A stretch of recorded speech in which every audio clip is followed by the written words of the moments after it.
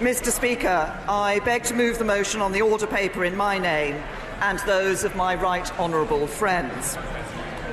At the start of 5 days of debate that will set the course our country takes for decades to come, it is worth taking a moment to reflect on how we got here. When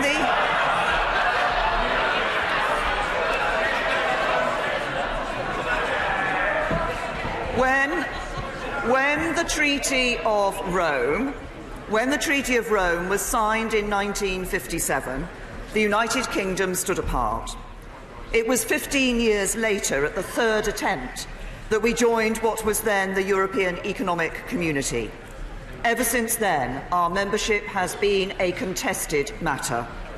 In the first referendum in 1975, the British people voted to stay in, but almost a third of those who voted wanted to leave. Indeed, there are those in this chamber who campaigned to leave at that time. And as the EEC evolved into a European Union of increasing political depth, the British people's doubts about our membership grew. Ultimately, membership of any union that involves the pooling of sovereignty can only be sustained with the consent of the people. In the referendum of 2016, the biggest democratic exercise in our history, the British public withdrew that consent. They confirmed. The Honourable Lady has lost in the Supreme Court. The Honourable Lady has lost in the European courts. And today the Honourable Lady has lost in this House. I hope the Honourable Lady will not compound that by opposing a Section 30 for Scotland when the Scottish Government wants it. Her history of opposition is not a good one, and she should respect the democracy she's talking about. It applies to Scotland too, Prime Minister. Prime Minister.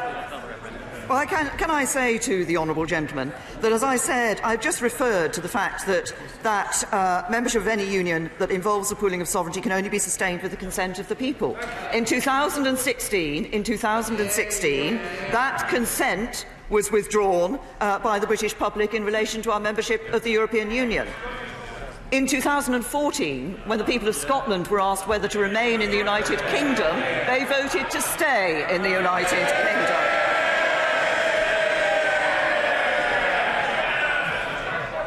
As I've just repeated, in the referendum in 2016, the British people withdrew that consent, and they confirmed that choice a year later by voting overwhelmingly for parties that committed to delivering Brexit. The referendum was a vote to bring our EU membership to an end and to create a new role for our country in the world. And to deliver on that vote, we need to deliver a Brexit that respects the decision of the British people. A Brexit that takes back control of our borders, laws and money, and a Brexit that sets ourselves on course for a better future outside the EU as a globally trading nation in charge of our own destiny and seizing the opportunities of trade with some of the fastest growing and most dynamic economies across the world. I'm very grateful for the Prime Minister for giving way. But having read this agreement, it seems to me we will not be able to enter into trade agreements because we're going to be stuck with the same rule base that we have in the EU. Does my Right Honourable Prime Minister agree? Prime Minister. I don't think my honourable friend will be surprised if I say that I don't agree with the analysis that she's just given in relation to the agreement. It is clear that we will have an independent trade policy, that we will be able to negotiate trade deals around the rest of the world. This is a specific issue. This is a specific issue that we looked at when we were putting forward our own proposals in the summer in relation to our future economic partnership with the European Union. And I heard somebody from the Labour benches from a sedentary position saying when will we be able to negotiate our trade deals. During the implementation period, we will be able to negotiate, sign and ratify trade deals around the world. Mr. Speaker, this will only be a moment of opportunity if we in this House can find a way to deliver Brexit that begins to bring our country back together. That means protecting the easy trading relationship that supports just-in-time supply chains and the jobs that depend on them. the security cooperation that keeps us safe, the progress we've made in Northern Ireland. The progress we've made in Northern Ireland and the rights of citizens here in the UK and across the European Union. I will give way to the Honourable. I thank the Prime Minister for giving way. She spoke of security cooperation. Yet when I asked the Home Secretary the other day whether we would be left more safe or less safe as a result of this deal, he couldn't answer the question because he couldn't guarantee that we would have access to the crucial SIS2 database that ensures we have information on terrorists, paedophiles and other criminals trying to cross our border. That's the reality of the deal that she's put before us. Prime Minister. I say to the Honourable Gentleman that, as he knows full well, I think, the political declaration and the security section of that political declaration goes well beyond any security arrangement that the European Union has with any other country. And it makes clear that in the next stage of negotiations, we will be negotiating how we can have access to the very elements that are covered by both SIS2 and ECRIS. So that no. I say to the Honourable Gentleman, perhaps he'd like to look at the political declaration. The reference to those elements is indeed in the political declaration. And if he says, I'm sorry, if the Honourable Gentleman says from a sedentary position that they are not, then I have to say to him that he may not understand the elements that lie behind SIS2 and ECRIS. I'm going to make some progress for a minute. Mr. Speaker, to achieve all of those things that I've just set out, in terms of protecting our trading relationship, the security cooperation, the progress in Northern Ireland and the rights of citizens, requires some compromise. Now, I know there are some in this House and in the country who would prefer a closer relationship with the European Union than the one I'm proposing. Indeed, who would prefer the relationship that we currently have and want another referendum which they hope would overturn the decision we took in 2016. Although I profoundly disagree, they are arguing for what they believe is right for our country, and I respect that. But the hard truth is that we will not settle this issue and bring our country together that way. And I ask them to think what it would say to the 52% who came out to vote leave, in many cases for the first time in decades, if their decision were ignored. What would it do to our politics? There are others. And I say to honourable members, I will take a significant number of interventions, but I will make some progress at this stage. These are important points, because there are those who want a closer relationship with the EU, but they do need to recognise the message that was given by the 52% who voted to leave the European Union. There are others in this House who would prefer a more distant relationship than the one I'm proposing. And although I don't agree, I know they're also arguing for what they think is best for our future, and I respect that too. But the hard truth is also that we will not settle this issue and bring our country together if, in delivering Brexit, we do not protect the trade and security cooperation on which so many jobs and lives depend, completely ignoring the views of the 48%. We can shut our eyes to these hard truths and carry on debating between these extremes for months to come, or we can accept that the only solution that will endure is one that addresses the concerns of those who voted leave while reassuring those who voted remain. That this, I will take a number of interventions in a minute when I've just finished this. That this argument has gone on long enough. It is corrosive to our politics, and life depends on compromise. I take the honourable gentleman. I'm grateful to the Prime Minister for giving way. My constituency split pretty much down the middle during the referendum. But can I explain to the Prime Minister the crux of the problem that she has next week? She set as the benchmark on security cooperation, things being better than the relationship the EU had with other countries. The problem the Prime Minister has, my constituents who voted leave voted for a better future for our country. My constituents who voted remain wanted to protect all that we have good with the European Union.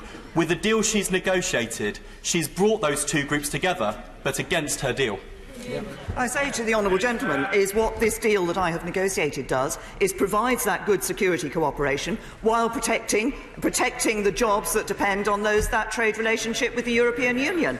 That is why, as I say, it isn't a deal that appeals to those who want there are many who want a relationship that is closer. There are those who want a relationship that is further apart.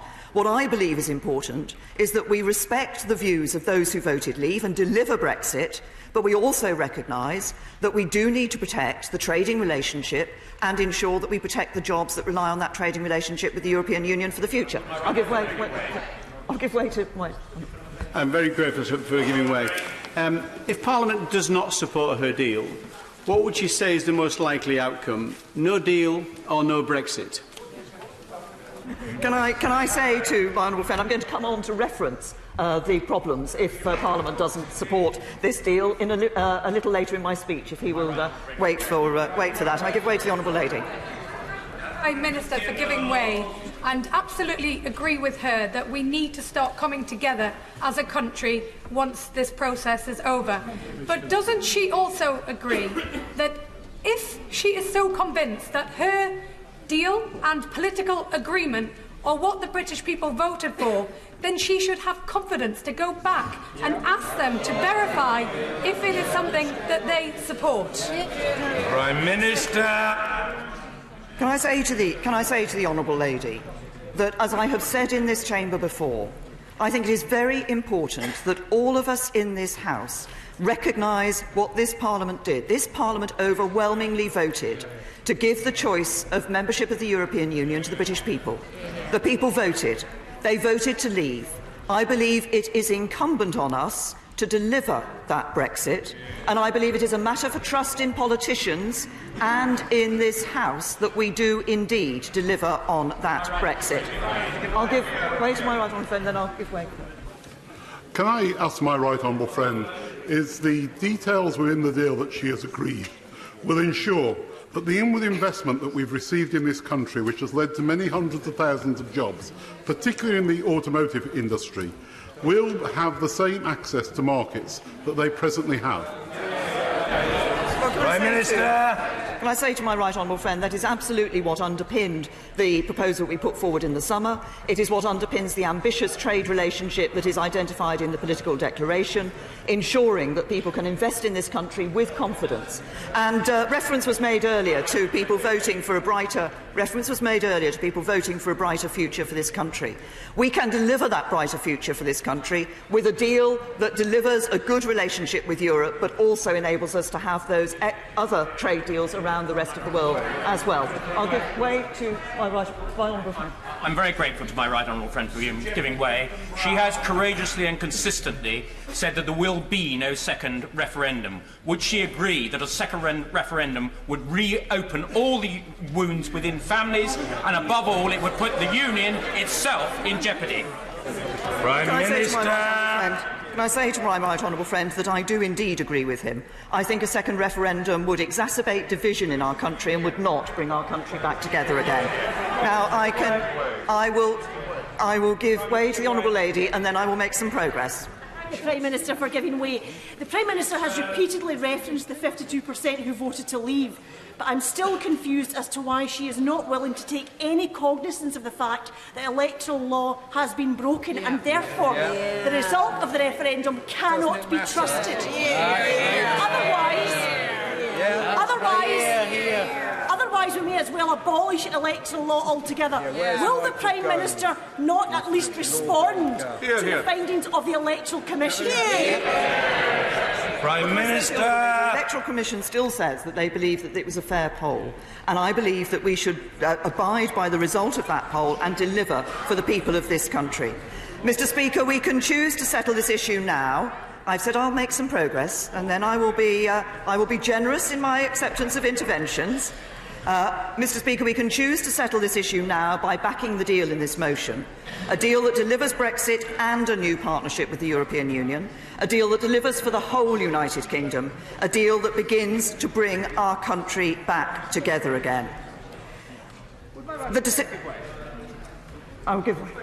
I'm very grateful to my right honourable friend for giving way. The deal that she has brought back has my full and unequivocal support. But could I just ask her? Could I just ask her to confirm this? That as we leave, our country will still be a rules-based, international, outward-looking, caring and compassionate country that stands as a beacon for good in the world. Minister! I'm very happy to give my honourable friend that absolute reassurance, but more than that, we will be a country that promotes those values, that promotes that rules-based international order around the world. That is what we have always done as a UK, and it is what we will continue to do. I will take two more further interventions. I'll take the right honourable gentleman. Grateful to the Prime Minister. On the 30th of March, under the agreement, the UK will lose its place on the EU Data Protection Board, even though ministers have said they wanted to hang on to that place. It's a place where the UK has wielded considerable influence on the development of European policy. Isn't the reality about the agreement that we will continue to have to obey these rules, but we will have lost the ability to influence what those rules are? The position in terms of voting rights in various elements once we've left the European Union, of course, is going to change. But what has been clear from the agreements that we've negotiated is the capacity for the United Kingdom to continue to give some technical support where that is appropriate in a whole range of matters. On a number of the issues which are dealt with by the European Union in terms of the rules that they operate, of course, these are not just European Union rules, they are international standards on which the United Kingdom will continue during the implementation period and beyond to have its role. I said I would take a second. I've got my honourable friend at I thank the Prime Minister for giving way. It is unfortunate for government to be in contempt of Parliament. Would she agree that it is worse for Parliament to be in contempt of the British people, which is what will happen if we do not deliver on Brexit? Thank you. Prime Minister. Can I say to my honourable friend, I absolutely agree that it is the duty, I believe, of this Parliament, it is the duty of us as politicians to deliver on the result of the vote that the British people gave in 2016 in the referendum. They voted, we gave them the choice, they voted to leave the EU. It is up to us to deliver that leaving of the European Union in the interests of our country. Mr. Speaker, I will make some progress. Mr. Speaker, the decision we have before us has two elements to it. The withdrawal agreement that sets out the terms of our departure from the European Union, and the political declaration that sets the terms of our future relationship. If I may, I would just make a little progress. Sets the terms of our future relationship with the EU. The withdrawal agreement ensures that we leave the European Union on the 29th of March next year in a smooth and orderly way. It protects the rights of EU citizens living in the UK and UK citizens living in the EU, so they can carry on living their lives as before. It delivers a time-limited implementation period to give business time to prepare for the new arrangements. And during the implementation period, trade will continue on current terms, so businesses only have to face one set of changes. And it ensures a fair settlement of our financial obligations, less than half of what some originally expected and demanded. I will give way to my I thank the Prime Minister for giving way and apologise for intervening in that manner. 2 years ago, I said to the Prime Minister that I could never imagine her requesting me to vote to take away the rights of my Italian parents resident in Scotland. Can she confirm that her deal guarantees the rights of EU nationals in the United Kingdom, 3.6 million of them, as well as 1 million United Kingdom citizens in the EU 27, in a way that no deal would not? Prime Minister. Can I say to my honourable friend, this withdrawal agreement does indeed guarantee those citizens' rights, the rights of UK citizens in the EU and the rights of EU citizens here in the United Kingdom. And that guarantee of those rights is delivered through this withdrawal agreement. I'll take my honourable friend and then I will make some more progress. I'm very grateful to the Prime Minister for giving way. No one can doubt her commitment to this deal and the passion with which she is selling it. She has twice referred in the early part of her statement to the status of Northern Ireland, and that this is a good deal for Northern Ireland. I come from Northern Ireland. I'm a Catholic and a Unionist. I understand it pretty well. Can she explain why it is that that passion that this is a good deal for Northern Ireland is not shared by those who understand Northern Ireland the best? Prime Minister. Well, my honourable friend raises a point. I recognise there are those representatives who sit from Northern Ireland in this Westminster Parliament who are concerned by aspects of the deal that has been agreed. There are elements of that where it is within the responsibility of this Parliament and this Government to be able to provide some reassurance about those elements that have raised concern, and it is a matter I will wish to continue to discuss with the representatives from Northern Ireland. And I give way to the honourable lady. Thank you. I'm very grateful. Thank you, Mr. Speaker. I'm very grateful indeed to the Prime Minister for letting me intervene on her. May I just say that while the DUP have 10 MPs in this House, the DUP campaigned for leave. The majority of people in Northern Ireland, like me, campaigned for remain. So the DUP do not speak for the majority of people in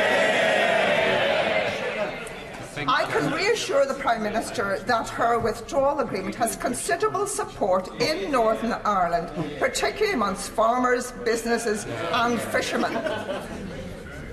I'm sorry that people feel this is funny. It's not. It's really serious for the people of Northern Ireland. The issue that needs reassurance from the Prime Minister is the constitutional guarantee of the Good Friday Agreement, which the Labour Party should be proud of, which is guaranteed in the withdrawal agreement and also in the political declaration.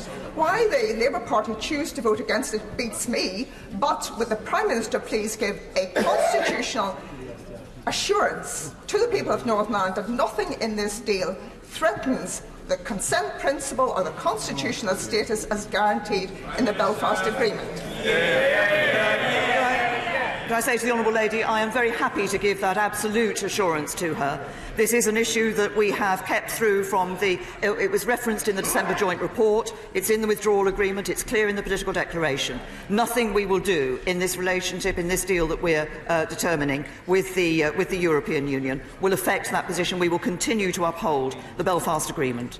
I give way to the Leader of the DUP. Very grateful to the Prime Minister. And of course, the referendum that was held was a referendum of the whole United Kingdom. Yes. And as a unionist, I respect the referendum result across the United Kingdom. Manchester, London, Scotland, other places voted differently. Whatever way they voted, the result is that the United Kingdom voted, and that we should respect that.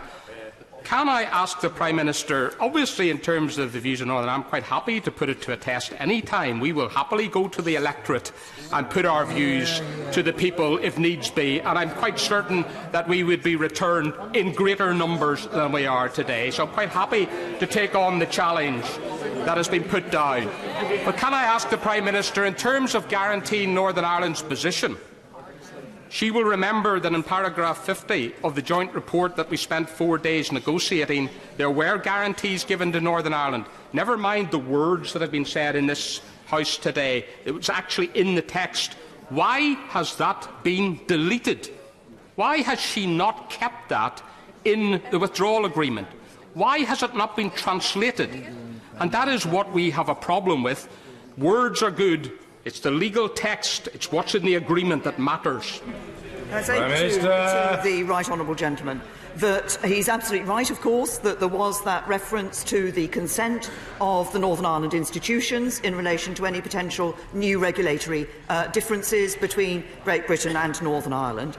That is a matter that we will be looking at and can look at in this House as to the arrangements, the parliamentary arrangements between the institutions within the United Kingdom for the future. And is it exactly these issues of the question of potential new regulatory divergence that is the one that I believe it will be possible to give the reassurance to not just representatives in this chamber, but actually to the people of Northern Ireland for their future. Now, I am going to make some more progress in this debate, but I will continue to take interventions, but I will make some more progress now.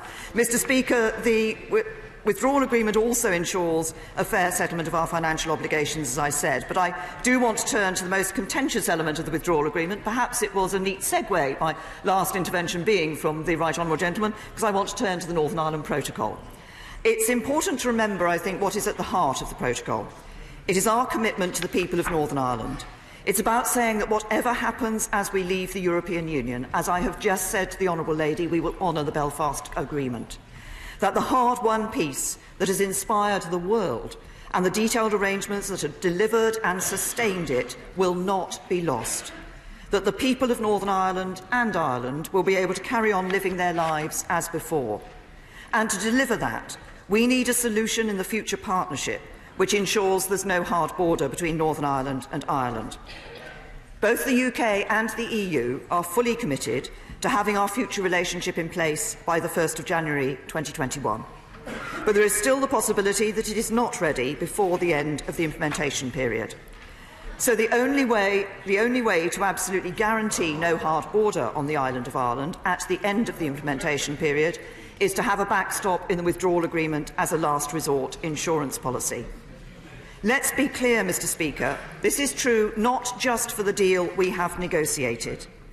Whether you want a model like Canada's or whether you want to see the UK as a member of the European Economic Area, any future relationship will need to be negotiated and will need an insurance policy if that negotiation cannot be completed in time. Put simply, there is no possible withdrawal agreement without a legally operative backstop. No backstop means no deal. Yeah. The Prime Minister is well aware that many of us have wished her well in these negotiations, but does she understand and recognise that many of us also have concerns about the backstop and equate it to entering a contract of employment which gives the sole right of termination to the other party? Minister. If my honourable friend will permit me, I recognise the concerns that there are in this House, and I want to go on to reference those. I'm going to go on to reference those a little later. If my honourable friend would just... Can I just very gently exhort the Prime Minister to face the House, because in answering her honourable friend can hear very well, but members on the other side can't. The Prime Minister. Mr. Speaker, I understand that some colleagues are worried, as I've just said, that we could end up stuck in this backstop indefinitely. In the negotiations, we secured 7 separate commitments in the withdrawal agreement and political declaration to ensure that this is not the case. First, there is an explicit legal duty to use best endeavours to reach an agreement by the end of December 2020 that avoids the backstop coming into force in the first place. This is not just a political commitment. As the Attorney-General has set out, this is a recognised approach in international law, and we have the right to seek independent arbitration if this duty is not upheld. Second, if despite this the future relationship is not ready in time, the backstop can be replaced by alternative arrangements. The political declaration makes clear that we will seek to draw upon all available facilitations and technologies that could be used to avoid a hard border, and preparatory work will be done before we leave so we can make rapid progress after our withdrawal. Third, if neither the future relationship nor the alternative arrangements were ready by the end of 2020, we would not have to go into the backstop at this point. Instead, we've negotiated there would be a clear choice between the backstop or a short extension to the implementation period.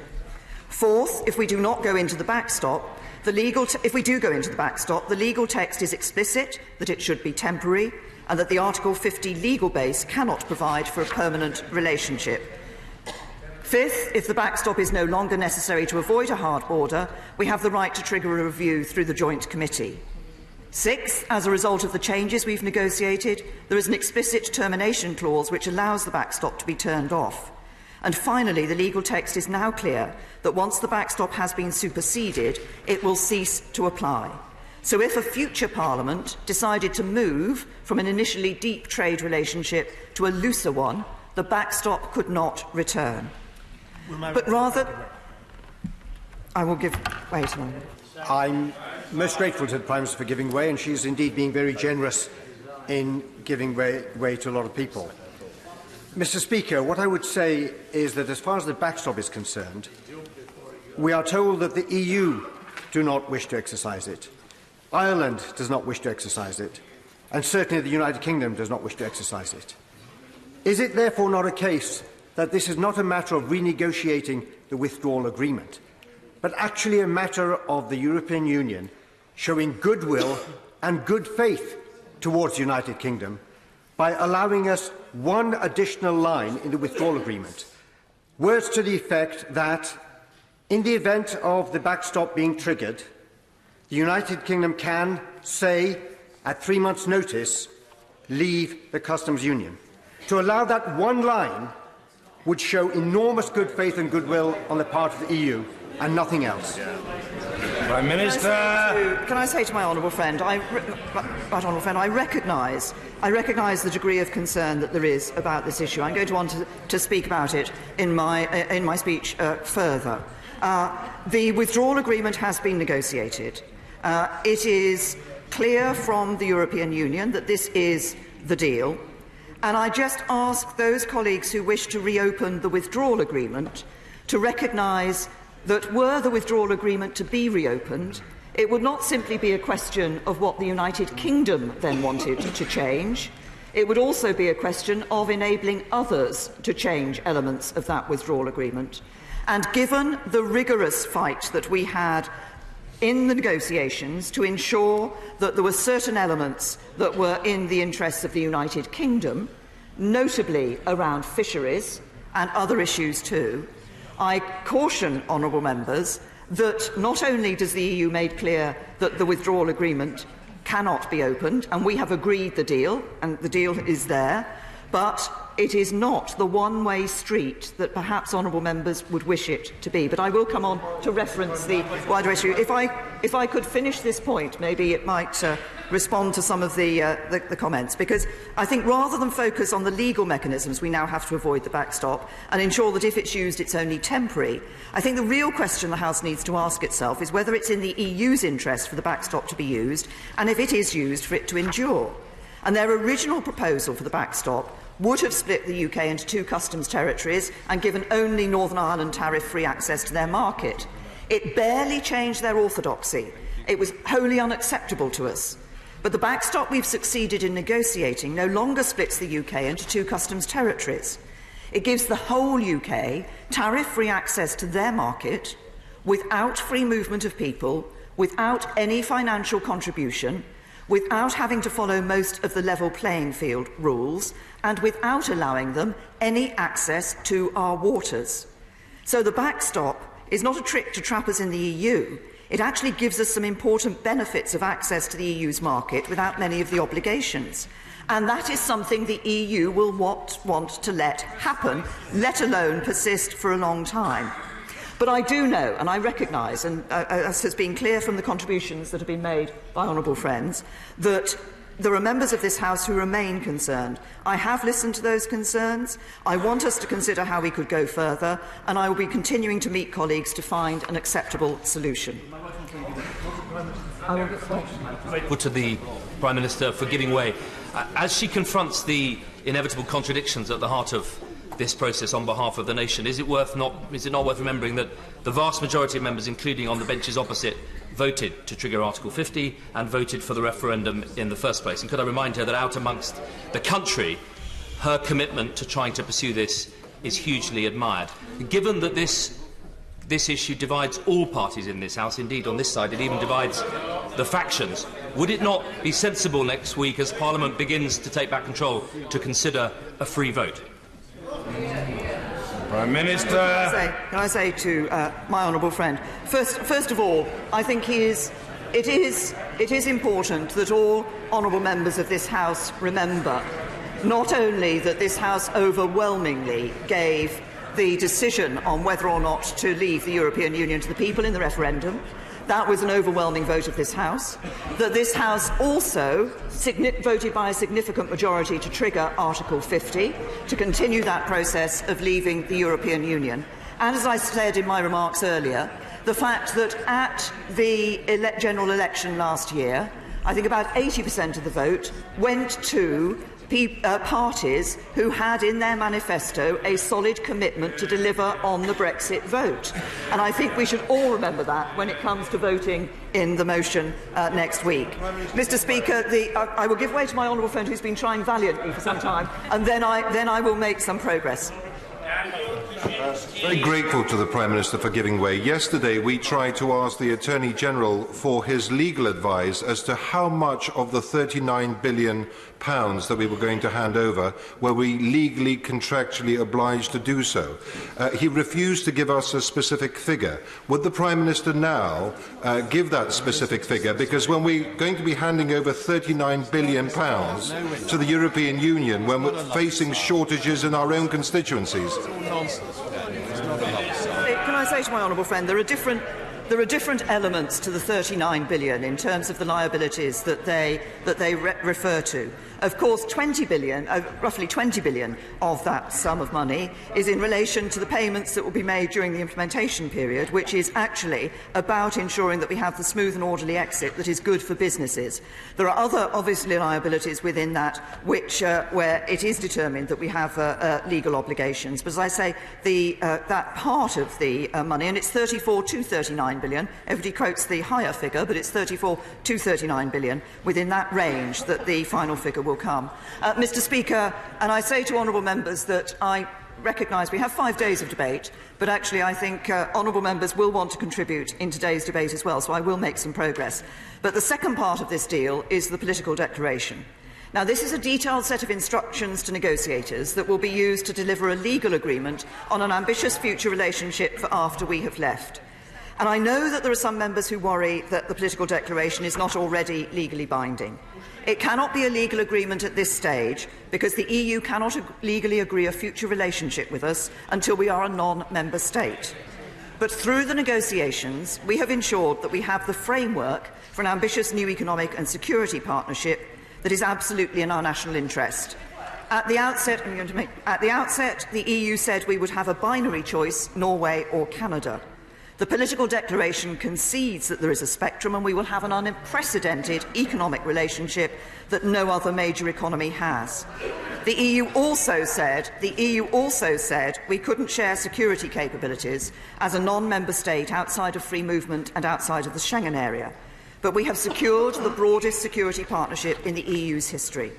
So if this deal is passed, I will give way in a few minutes to just make the progress on this point. If this deal is passed, the task ahead of us will be to turn this ambitious political declaration into our new legal agreement with the EU. I will give way to the honourable lady. Thank you, Mr. Speaker, and thank the Prime Minister for giving way. But I must intervene at this point because she claims that this political declaration is detailed and specific.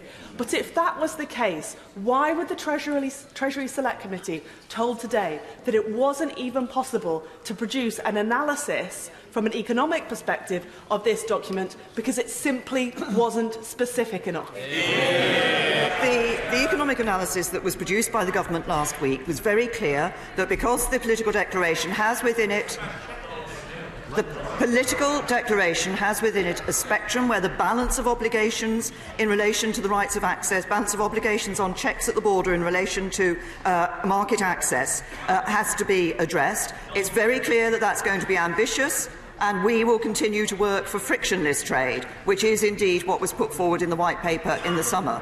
But it was only right and proper that in the government's economic analysis we indicated a midpoint on that spectrum, which gave an indication to people of the impact of those trade barriers should trade barriers be put up. I give way to the right honourable lady.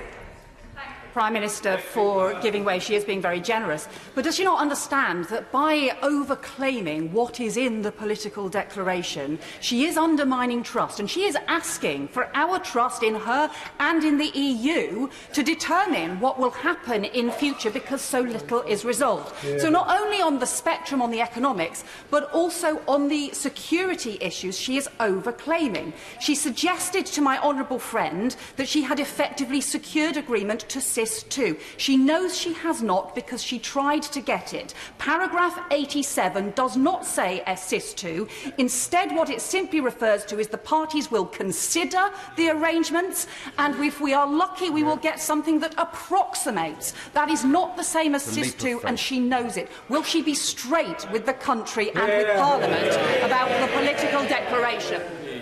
What I've said this to honourable and right honourable members before, and I will say it again, that there is a difference between ensuring that we have the capabilities that we need in security in the future and simply saying that we will be in a particular way, doing that in a particular way.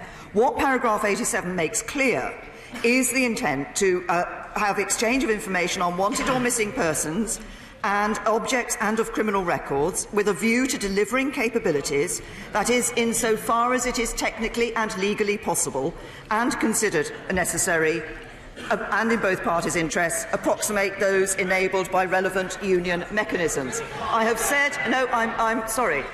This is a fundamental issue which has underpinned the approach to these negotiations. We could have approached these negotiations by saying we are going to take the models that already exist, and we in all cases are going to say that we have to be in those models in exactly the same way as we are today. What we have said is that we look to ensure that we can have the capabilities that we have where we need those capabilities, and that is exactly what we are delivering in. No, I'm sorry to the right honourable lady on, and that is exactly what we have got in this political declaration. So, I will give way to the right honourable lady on that point, and then I will make further progress. To the Prime Minister, but she knows she tried to get the exact same thing. She tried to get SIS 2. Be honest with the House. She should say that she tried to get SIS 2 and she failed. She got other ones. Like, ask her to tell us whether she tried to get SIS 2. I'm sure that the Right Honourable Lady will want to be clear that she's not suggesting that the Prime Minister has been other than honest. She's presumably encouraging forthrightness, is she? I certainly am encouraging forthrightness, and I would not challenge the Prime Minister's integrity because I know she has worked immensely hard on this. But I am asking her to give accurate information to the House. Did she try to get SIS 2 rather than pretending that she was trying to get parallel capabilities? Prime Minister. We are clear that the capabilities that are currently available to us as a member of SIS 2 and as a member and within ECRIS are what those capabilities are. It is still open to us to look to have the same relationship in relation to SIS 2 and ECRIS as we have at the current time.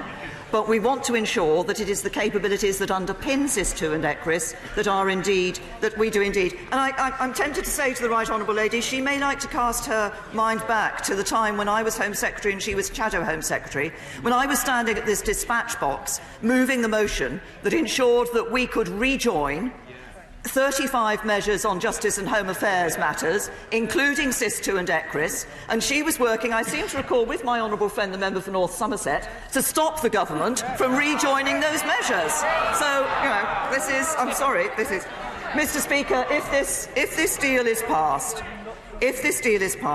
the task ahead of us will be to turn this ambitious political declaration into our new legal agreement with the EU.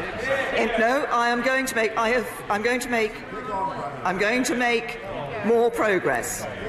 In doing so, I think this next section may be of interest to members of this House. In doing so, I want to build the broadest possible consensus both within this House and across the country. So for the next stage of negotiations, we will ensure a greater and more formal role for Parliament. This will begin immediately as we develop our negotiating mandate, building on the political declaration ahead of the 29th of March 2019. The Government will consult more widely and engage more intensively with Parliament as we finalise the mandate for the next phase of the negotiations. Ministers will appear before select committees between now and March in each relevant area of the political declaration, from fisheries to space to foreign policy. So members across the House will be able to contribute their expertise to the detailed positions we take forward with the EU.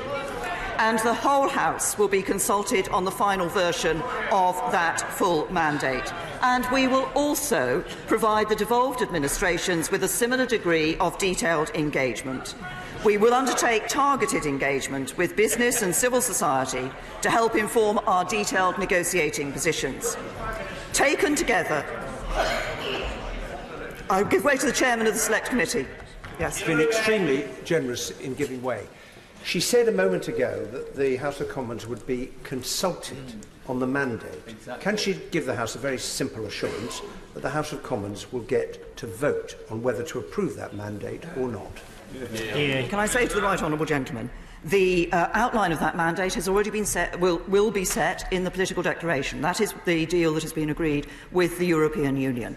As I say, what we are looking for is to have the expertise of the House, the views of the House, when we go into that negotiating position. And as I've said, I realise to the Chairman of the Select Committee that I said ministers will appear before the Select Committee. Of course, ministers will have to be invited by the Select Committee to appear before them, but I hope that Select Committees will indeed accept that it is important for ministers to appear on these matters. Taken together, these arrangements will support a national mission to forge the strongest possible future relationship with our European partners, commensurate with our wider global goals and in the interests of the whole country. Mr. Speaker, let me turn. No, I am going to. Mr. Speaker, let me turn to the amendment proposed by the Leader of the Opposition. First, it argues for a permanent customs union. The benefits of a customs union is that it means no tariffs, fees, charges, quantitative restrictions or rules of origin checks. All of these are explicit in our deal, but importantly it goes further, because it also gives us the crucial ability to have an independent trade policy beyond our partnership with the EU, which membership of the customs union would not. So the Leader of the Opposition needs to explain why he does not share our ambition for a global Britain. Second, the amendment argues for a strong single market deal. If that means being close to the single market but not part of it, then it is our deal which delivers the closest possible partnership. If it actually means being in the single market, then he is opposing taking back control of our borders and ending free movement. And that not only contravenes the democratic instruction of the British people, it contravenes his own manifesto. Third, the amendment claims our deal would, quote, lead to increased barriers to trade in goods and services. Unless his policy is to stay in the single market as well as a customs union, then some increase in barriers is inevitable. But it is our deal that is the best deal outside the single market and which gives us the opportunities that come from an independent trade policy and increased regulatory freedom. We are now at the stage in this process. Very grateful. As the UK will have lost the ability to influence EU rulemaking on financial services directly, it's vital that we can play a full part in defending our interests in international bodies that set standards globally, such as the Basel Committee and IOSCO and others. Does she therefore share my concern that Article 129 of the draft treaty, which clearly states that the EU may not take a contrary position to the EU in such bodies, will prevent us from doing so? I think Article 129 that I'm looking at in this matter actually is about the joint committee responsible for the management, administration and supervision of the dispute resolution in the future. So, yes, that's... Oh, well, he's... But I say to the honourable gentleman, no. We have been very clear in the area of financial services. We've been very clear in the area of financial services that it is important, because of the significance of financial services to the United Kingdom, that we are able to ensure that we have that ability to set those regulations that we need to set as a global financial centre, working with the other bodies in terms of the regulatory, other regulatory bodies, and doing that in the interest not just of the United Kingdom, but in the interest of financial stability across the world. We are now at the stage, Mr. Speaker, in this process we must all engage with the hard choices we face. Simply pretending everything can stay the same as we leave the EU, as Labour's amendment does not face up to these hard choices and amounts to not being straight with the people of this country. Fourth, the amendment claims our deal would not protect workers' rights and environmental standards. This is simply wrong. Our deal does protect them. As part of the single customs territory in the Northern Ireland Protocol, we've committed to ensuring there will be no reduction in standards in this area, including on labour and social protection, fundamental rights at work, occupational health and safety and fair working conditions. And we have said we will improve on this in developing our future relationship with the EU. Indeed, we already go further than EU minimum standards, including on annual leave, paid maternity leave, flexible working, paternity leave and pay, and parental leave. For we know that the first responsibility for protecting those rights sits with this Parliament. And as we take back control of our laws, we will not only honour that responsibility but go further still, including, for example, by implementing the recommendations of the Taylor Review. So not just protecting workers' rights, but enhancing workers' rights. Now, fifth, the amendment claims our deal allows the diminution of our security. Now, the Leader of the Opposition knows full well that if we fulfil the democratic decision of the British people to leave the EU, we cannot have exactly the same rights as a third country that we currently have as a member. So the question is, which deal represents the broadest security partnership in the EU's history? And that is our deal. But what is he doing it? He is opposing it. Sixth, his amendment appears to reject the backstop, even though businesses, farmers and people from across the community in Northern Ireland, as we heard earlier, support this insurance policy. And I think there is real anger in Northern Ireland at the approach that Labour are taking. Finally, the amendment opposes leaving without a deal. But the EU has been crystal clear that no backstop means no deal. So his amendment is simultaneously opposing no deal and proposing a policy that would lead to exactly that. So I have to say that at this critical moment in our history, the Leader of the Opposition is not making a serious proposition for the future of this country. He is simply trying to force a general election. And the Right Honourable Member for Hayes and Harlington has admitted it when he said, and I quote, "Our view is we should have a general election." At a time when we should be delivering on the vote of the British people, the Leader of the Opposition wants to ignore that and have another vote. At a time when government is working in the national interest, the Leader of the Opposition is playing party politics. And at a time when we should all be focused at this historic moment on what is best for our country, the Leader of the Opposition is thinking about what gives him the best chance of forcing a general election. Mr. Speaker, let me now turn to the amendment from the Right Honourable Member for Leeds Central. This also seeks to reject our deal as well as to reject no deal. But this House cannot unilaterally rule out no deal. The only way to avoid no deal is to agree a deal, and that requires the agreement of this House and the European Union. And I have been very generous with my interventions. I will take some further interventions in a few minutes, but I will make this point. If you reject what the other side have described as the only deal on offer, then whatever you say to the contrary, you put this country on course for no deal. And this is doubly so. This is doubly so when the amendment is silent on what alternative deal we should strike. The EU 27 member states have made it clear that this is the best deal available and that there is neither the time nor the inclination to reopen negotiations and ensure we leave in good order on the 29th of March next year. The choice before Parliament is clear. This deal, no deal, or the risk of no Brexit. And I will just in a couple of minutes. And investing parliamentary time in seeking to create an alternative to these choices will only endanger our ability to deliver Brexit at all. I can wait to my honourable friend. I'd like to thank the Prime Minister for giving way and congratulate her on 2 years of the trickiest negotiations in our lifetime. Some of my colleagues in this House seem to think that if they reject this deal on Tuesday, the other EU 27 leaders will come back and give us something better. Why should they? I think my honourable friend raises a very important point. Exactly, and they certainly don't intend to do that. They have made very clear in relation to this deal that this is the deal on the table. I give way to my honourable friend. Thank the Prime Minister. I welcome the Prime Minister.